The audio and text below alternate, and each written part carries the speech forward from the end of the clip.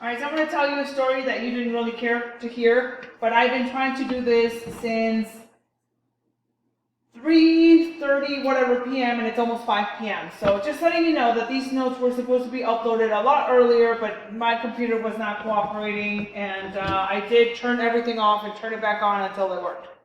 So here we go. This time around, it's going to work. So let's talk about the notes that we covered in class today.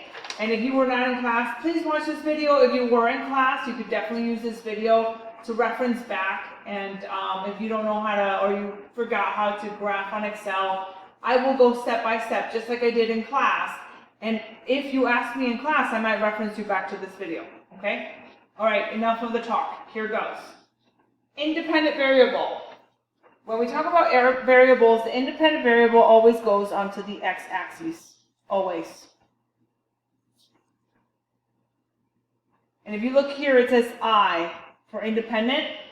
That's the one I control. So if you're the scientist controlling an experiment, you are controlling the independent variable. I control this one. The dependent variable always goes on the y-axis. The dependent variable is the data collected. The last lab we did was a little different, okay? And that's why I'm not going to go over the I control for this lab or the data collected, but I do want to go over the constants. So the constants are the things that you are always keeping the same. So what is always the same? And in this last lab, you use the same cart, so that's one thing you kept constant.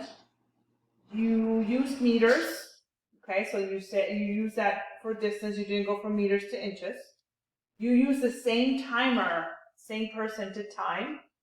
Hopefully you decided on the same location to start the car, okay, wherever your start line was, and you always started from that start line. So those are things that you kept constant to get a more accurate set of data.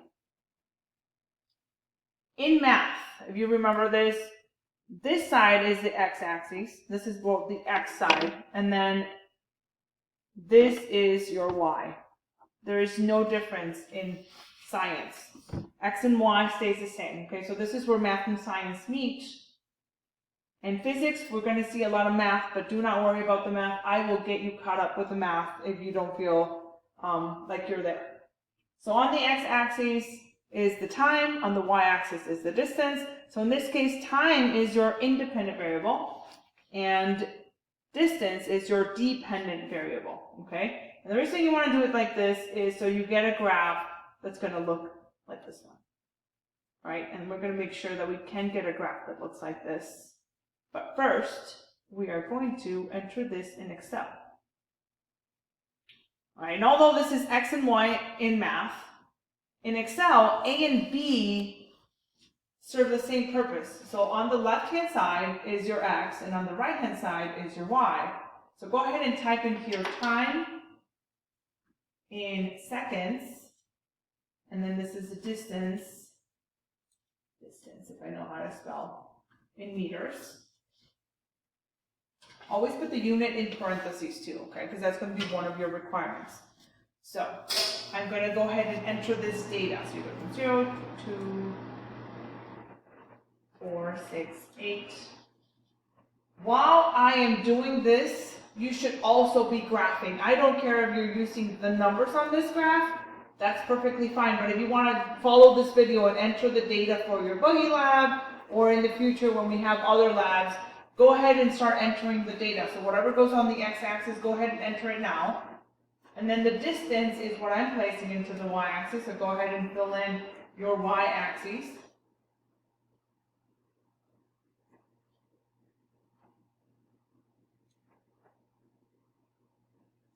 All right, now that you have that filled in, that was step number 1 on our table here, or on our list. Step number 2 is highlight the data. And all you need to do to highlight the data in Excel is you're going to click with the right part of the mouse and you're going to drag all the way down to 83.5. And although this looks like it did not highlight, it's highlighted. I don't know why Excel does this, but this is highlighted, okay? And now you're going to go to Insert, and you're going to insert a scatter plot. So I'm going to go back to my chart here because I want to make sure you know. So go to Insert at the top, and you're always going to insert a scatter plot, okay? Always, always scatter plot for science. That's this guy, and it looks like this. If you highlight too much data, let me show you what happens, just so you know. So if you do this, and you're like, oh yeah, I got highlighted the data here. And you click under Insert, it's going to give you a chart that looks way different than this one. Okay, that's just because you're highlighting this extra column, and Excel does not know what to do with an empty column. So it arranges it in whatever form it feels it should be in, even though it doesn't make sense. All right, so this is beautiful, looking great. Things that we need to do. We need to change the title. The title for this one is Distance Time Graph. Distance Time Graph. And this is of a runner.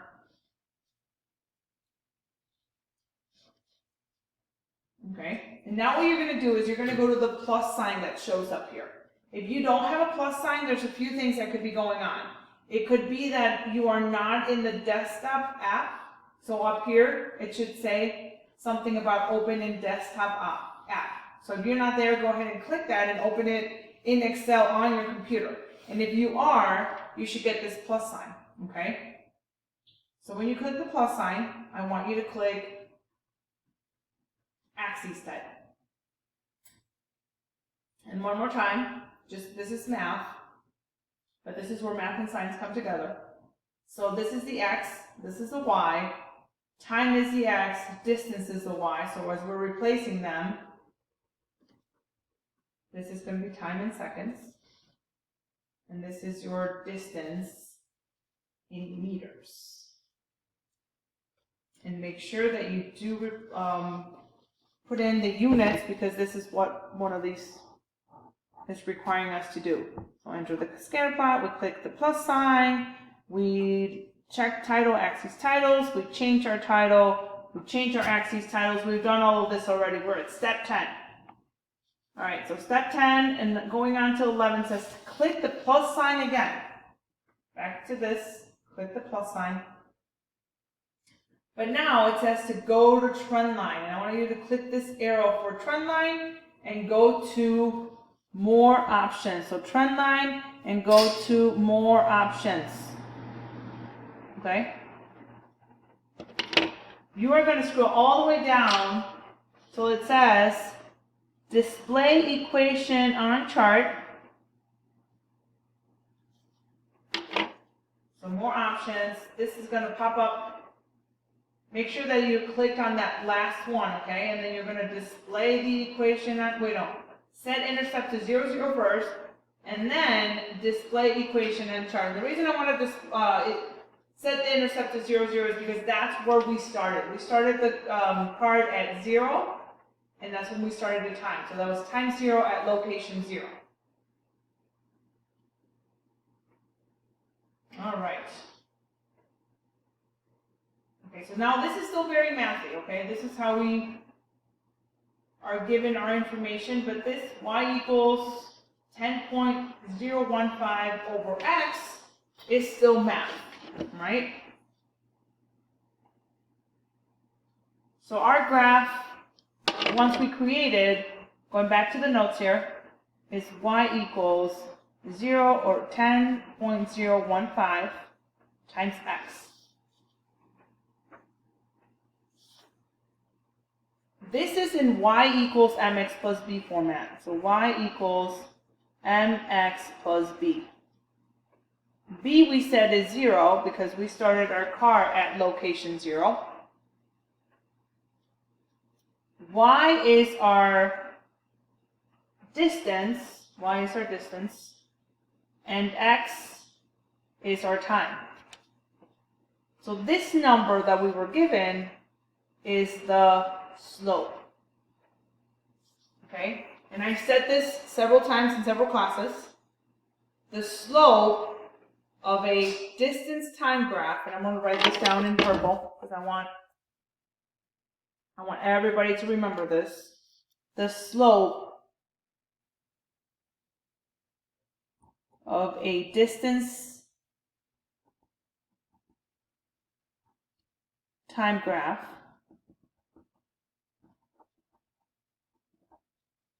is the speed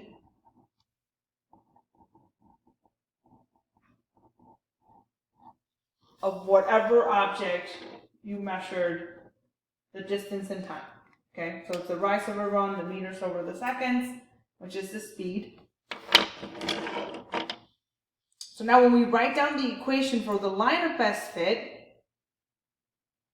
we want to replace the y with whatever was on the y-axis. So the y is not just y, the y is distance. Okay? The x is not just x, the x is time. So instead of just saying y equals 10.015x, we're going to say d equals 10.015 times time. So y is the distance, so I replace it with lowercase d because I don't want to write distance, I'm too lazy. And x I'm going to replace, x I'm going to replace with t for time because I'm too lazy to write the whole word. But that's what those two represent, that's what those two mean in this graph. Okay? So you got two things out of this video. You should be able to create a graph and you should be able to go over these notes. If you need to pause the video, replay it, you can go ahead and do that as many times as you need. If you missed it, if I tell you, hey, then go back to the video, watch it, and try to come up with a graph so I can see that you know how to do a graph. All right, so anything else that you have questions, please reach out. Have a nice day.